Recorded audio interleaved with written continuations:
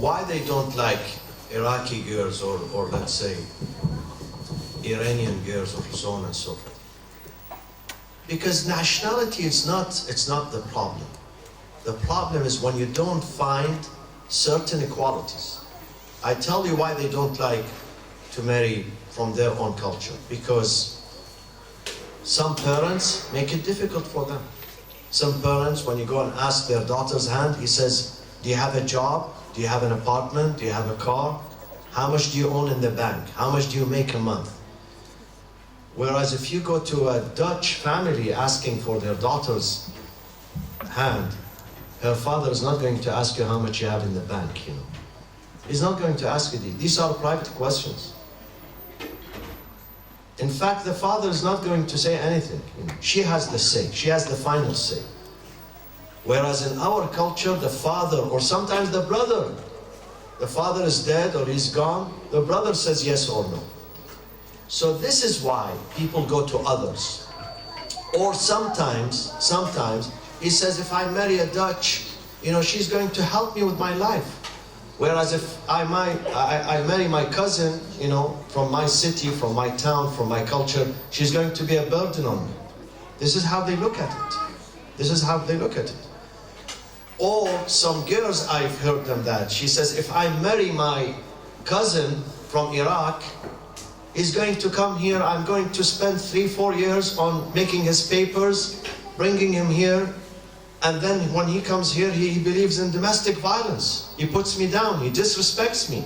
He wants me to be khadima, a servant. So I'm not going to marry, you know, someone from Iraq.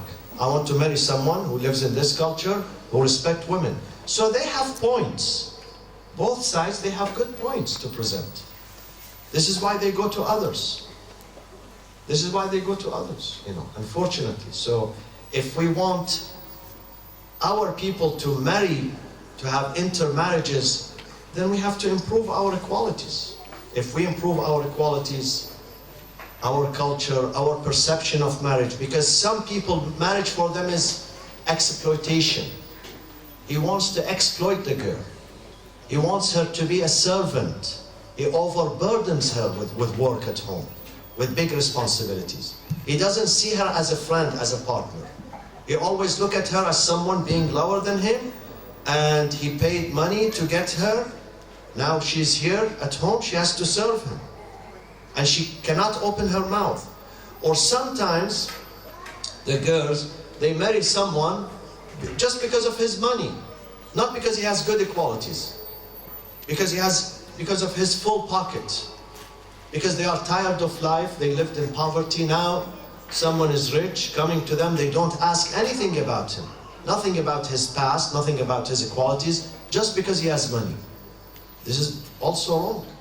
So, but when you marry with a Dutch, with a Westerner, you speak with them on equal footing.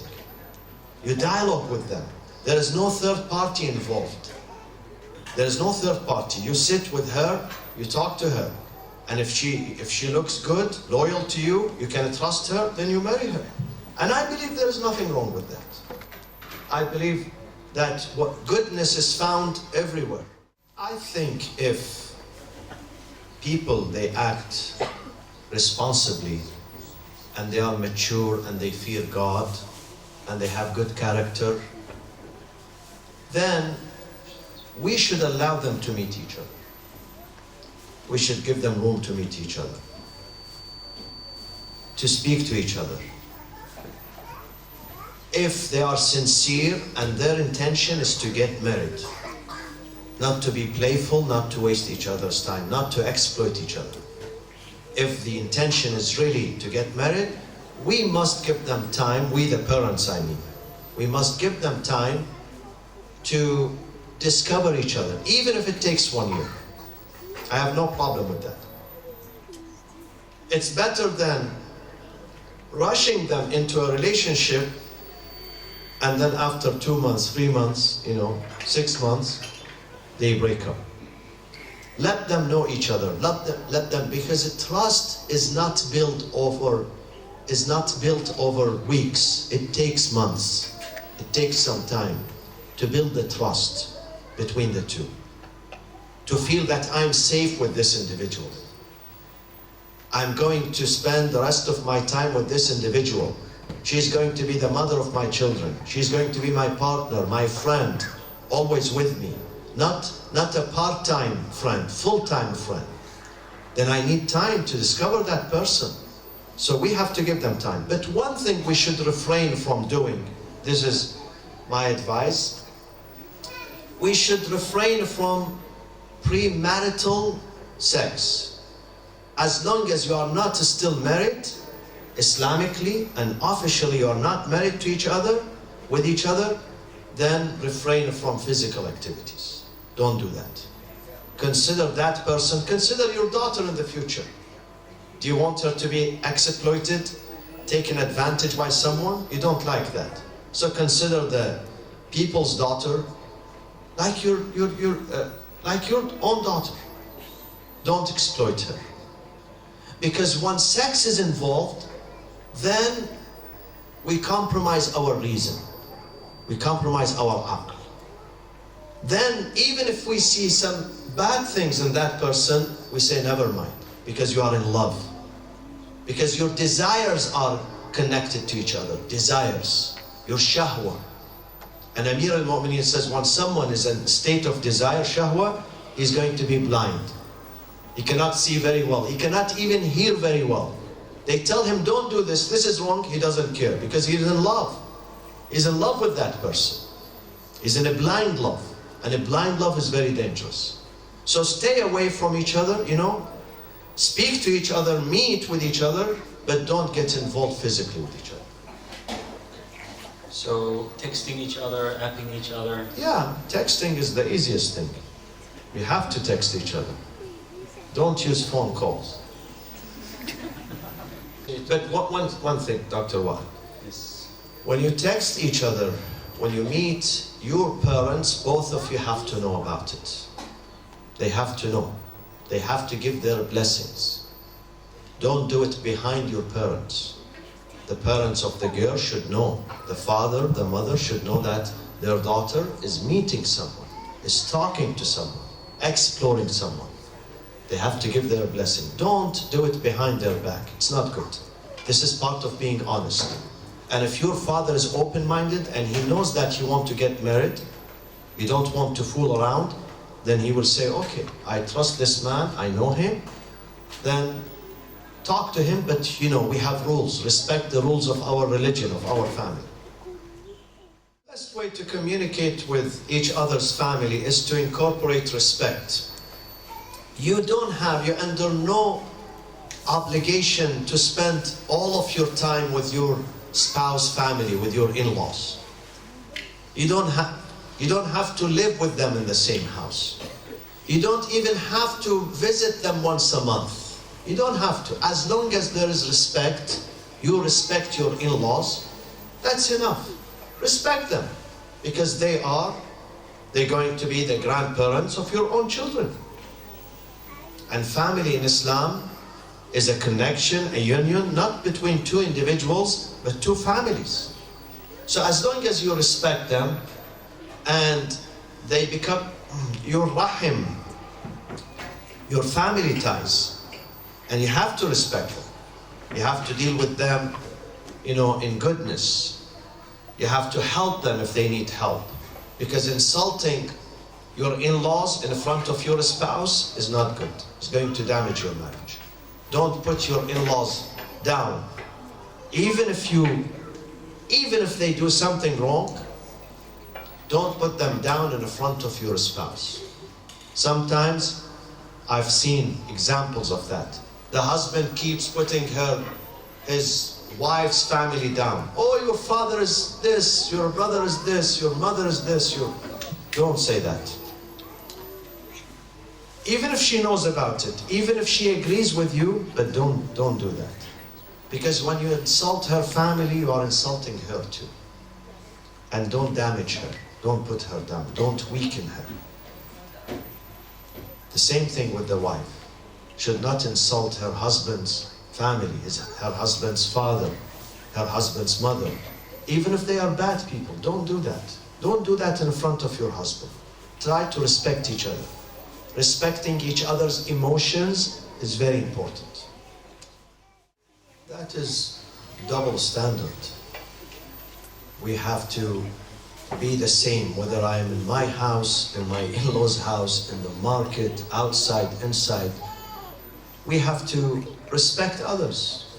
Because when he does that in his in-laws' house, it means that he doesn't even respect her. And he's doing that for the sake of the family, not for the sake of God. So when they're at home, at their home, he's giving her a lot of attention because they're one-on-one. When they go to her in-laws, his own house, then the attention is much less. Decreased? No, it's less. The attention. Yeah, decreased. Decreased. Yeah, maybe the reason, because he has ghurur, he has a pride, and he doesn't want to show his weakness, probably his weakness in front of her, family. Maybe this is a reason. But I would say that he should be equal. Women, they need attention when they are alone with their husbands and when they are in public.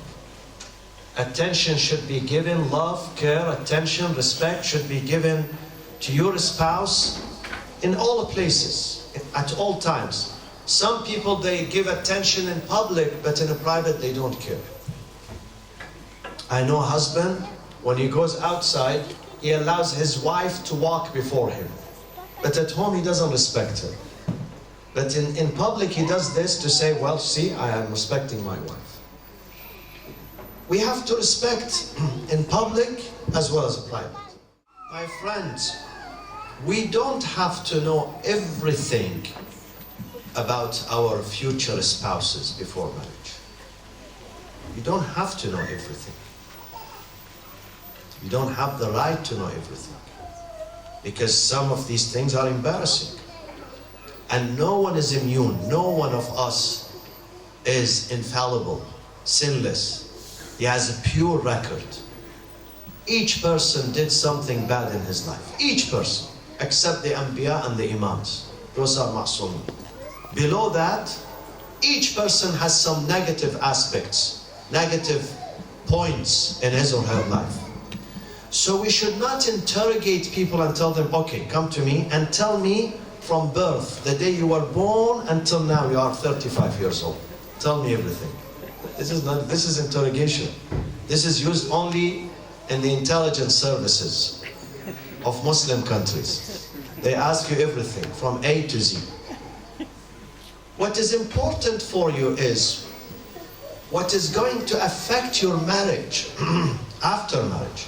But what is before marriage, 20 years ago, he did something foolish, something bad, and then he sought forgiveness from God, and everything is gone. And it's not going to affect marriage. But certain things are going to affect the future marriage.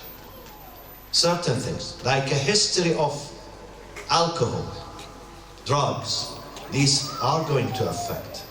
Because there might be a possibility that he or she are going to go back to it again. So you have to ask your future spouse, tell him or her, I need to know things about you, not everything, but things that are going to influence our marriage in the future, our children in the future. You have to tell me, if you have a disease, let's say, if you have a disease which is hereditary, it's going to transfer into our children, you have to tell me about it now. Don't surprise me after marriage. These sort of things that have impact and influence on us after marriage, it should be shared. And if it's not shared and you discover that after marriage, how to deal with it? How to deal with it? Just say, Inna lillahi wa inna ilayhi raji'un. What else you can do? When you are already married and have children, that's the only say. Take tasbih and 100 times, Inna lillahi wa inna ilayhi raji'un. This is a prejudice and inhumane to look down at people who are divorcee from both sides, whether a husband, whether a man or a woman. They are human beings. Maybe she got involved in a relationship. it didn't work out. Doesn't necessarily mean that she's bad, she's evil, there's something profoundly wrong with her. It didn't work. There was no match, no harmony, no compatibility. Doesn't mean she's bad and she should spend the rest of her life, without marriage, or she should be exploited because she's a second-class human, second-class citizen. These are misconceptions that we have them mostly in Muslim societies. These are misconceptions. We have to respect people.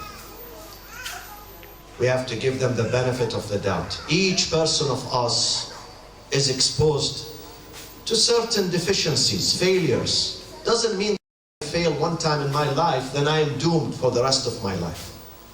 Doesn't mean that if she's a divorcee from a past experience, then she's not going to be a good wife. No. Neither him. Even if she's divorced twice, even if she's divorced 3 times, let's say 3 times, maybe she didn't work. Doesn't mean that Besides, I believe people who have a previous relationship, they learn from it. They learn from their past mistakes not to repeat them in the future marriages. Because they have experience. They know how to deal with certain issues. So this is a misconception, and it is demeaning to assume that people who are divorced, they are not good candidates for marriage. It depends on that person. If you have experienced that person and he had done good things, he was successful, when you trusted him previously, he didn't fail you, then definitely you have to take that person serious because he has a good history. But if that person is a failure, everything he does, he fails. And now he says, trust me, no, I can't trust you because I look at your history. And then how to deal with that? Talk to him, speak to him. Tell him that, never mind, I trust you in my heart, but don't do that. This task is risky. I think I referred to this in my speech, in my presentation. These things like quitting smoking, drugs, some bad habits, these things, or hijab, these things have to take place before you get married. Because if you postpone them after you get married, then most likely these things are not going to happen. Most likely they are not going to happen. So if these things are important for you and very vital, and you cannot compromise on them, then have your partner doing them, achieving them before marriage, not after marriage. I know, I'll give you a scenario. Someone asked his wife to wear hijab, and she said yes. And for this man, hijab is very important, very, very important. No compromise on it. But she said to him, I'm not ready now. I'll think about it after marriage. And he accepted what she said. Now, she cannot wear hijab. She still has a problem. And he says, I can't keep this marriage because you are not wearing hijab. For that person, it is his fault, because if hijab is so important to you, very important, and your marriage cannot continue, according to you, cannot continue, something important is missing, then you have to do that before marriage. After marriage, there is no guarantee. Same thing with the smoking, same thing with gambling, same thing with the drugs, same thing with alcohol, same thing with other things. Yeah, the question is, for those of you who didn't hear it, can a Sunni and a Shia marry each other? There is no problem marrying each other, as long as they respect each other's doctrine, school of thought, and tradition. If they have tolerance and acceptance, they have no prejudice, they don't put each other down, neither they allow their families to put them down or to interfere in their marriage, then it's okay. But I've seen that sometimes the husband and the wife, they have no problem. They are Sunni and Shia. But their families, they have a problem. Their aunts, their uncles, their grandmother, they will interfere in their marriage later on because they are intolerant. So it's not enough for the people themselves, the couple themselves, to be tolerant. Families have to be tolerant. If that happens, if that is the case, then there is no problem in marrying. Intermarriages is good, is healthy, because they're going to respect each other more. They're going to understand each other. We spoke about the qualities of the would-be husband or would-be wife, and we said number one is honesty. And now I gave an example that after 6 months, 2 years, you discover that, let's say your husband had a previous marriage, or your wife had a previous marriage, or engagement. Sometimes it's not marriage, engagement, khutuba, and then they broke off, or broke up. So, where is honesty here? Honesty, we have to search for it. We have to search and try to find it, but sometimes it doesn't mean that you would discover it, you know. Sometimes the husband pretends to be honest, pretends. No matter how smart you are, he pretends that he's honest, but he has concealed few things from you. He's very artful, he's very smart. Whatever you did, you couldn't find. So you thought he's an honest. But you must put honesty number. Whether you find it in him or you don't, that's a different issue. But our goal and aim, you should find someone who's really honest. And you ask people about it. You ask people, you lived with this person, you went to school, you worked with him, how did you find him? So inquire about people. Inquire of him about him from people.